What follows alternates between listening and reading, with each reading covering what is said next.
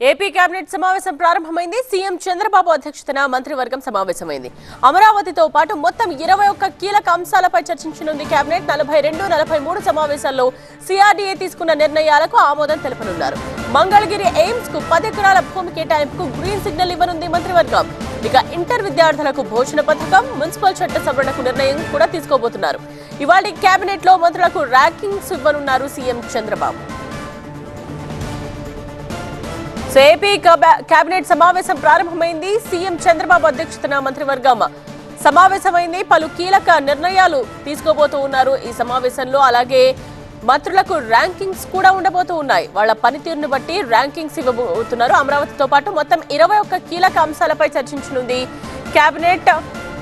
Associate editor Eshwar తో మాట్లాడదాం, మరిన్ని డీటెయిల్స్ తెలుసుకుందాం. ఈశ్వర్, ఇంకా ఎటువంటి ఇంపార్టెంట్ విషయాలు చర్చకు రాబోతున్నాయి అండ్ ర్యాంకింగ్స్ గురించి మంత్రులు ఏం చెప్తున్నారు? If it's family, it has to be home. If it's home, it has to be Aparna. Saluting the spirit of every couple's sacrifice to build their dream home.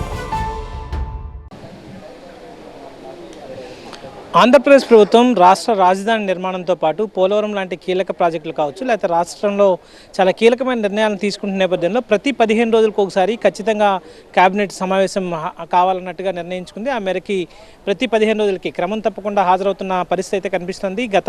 ఈ నెల 3వ తేదీన ఒకసారి కేబినెట్ సమావేశమైంది. సరిగ్గా 15 రోజుల తర్వాత మళ్ళీ ఈరోజు సమావేశం అవుతుంది. ఈరోజు సమావేశంలో చాలా కీలక నిర్ణయాలు, ఒకటి ప్రధానంగా పొలిటికల్కి సంబంధించినవి కావచ్చు, లేకపోతే అమరావతి రాజధానికి సంబంధించిన నిర్ణయాలు చాలా వేగవంతమైన నిర్ణయాలు తీసుకున్న పరిస్థితి కనిపిస్తుంది. దాదాపు ఇప్పటికే అమరావతికి సంబంధించి 21,000 కోట్ల రూపాయలకు సంబంధించి గతంలో సిఆర్డీఏ అథారిటీ తీసుకున్న నిర్ణయాలని కేబినెట్ ఆమోదించింది. తాజాగా సిఆర్డీఏ మరొక 23,000 కోట్ల రూపాయలకు సంబంధించిన నిర్ణయాలను తీసుకుంది ఆ పనులకు సంబంధించి. వాటిలన్నింటినీ కేబినెట్ రాటిఫై చేయాల్సి ఉంటుంది కాబట్టి అవన్నీ ఈరోజు డిస్కస్ చేయబోతున్నారు. అదే సమయంలో సిఆర్డీఏకి మరొక 11,000 కోట్ల రూపాయలని హడ్కో నుంచి రుణం తీసుకోవాల్సిన అవసరం ఉంటుంది. దానికి కేబినెట్ నాడిచ్చే అవకాశం ఉంది. అదే సమయంలో మిగతా మార్కెట్ కావచ్చు, లేకపోతే కొన్ని కార్పొరేషన్స్ లోన్ పొందే అవకాశాన్ని వాళ్ళ ఏజెన్సీల ద్వారా చూసుకుంటున్నాయి. వాటికి కేబినెట్ అనుమతి ఇవ్వాల్సి ఉంటుంది, రాష్ట్ర ప్రభుత్వం గ్యారంటీ ఇవ్వాల్సి ఉంటుంది. కాబట్టి వాటికి సంబంధించి కొన్ని నిర్ణయాలు ఉన్నాయి. అలాగే మంగళగిరి ఎయిమ్స్ మొన్న ఇటీవల కాన్వకేషన్ జరిగిన సందర్భంలో ముఖ్యమంత్రి అక్కడికి వెళ్ళిన నేపథ్యంలో అక్కడ ఉన్న డైరెక్టర్ మరొక 10 ఎకరాల స్థలం కావాలని ముఖ్యమంత్రిని కోరడం జరిగింది. So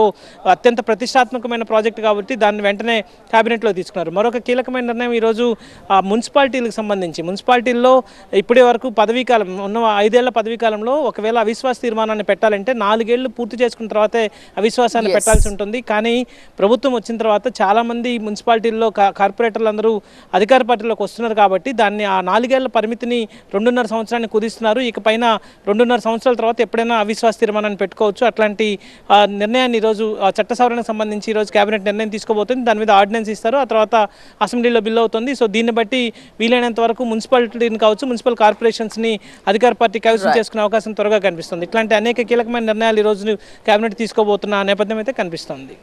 right Eshwar.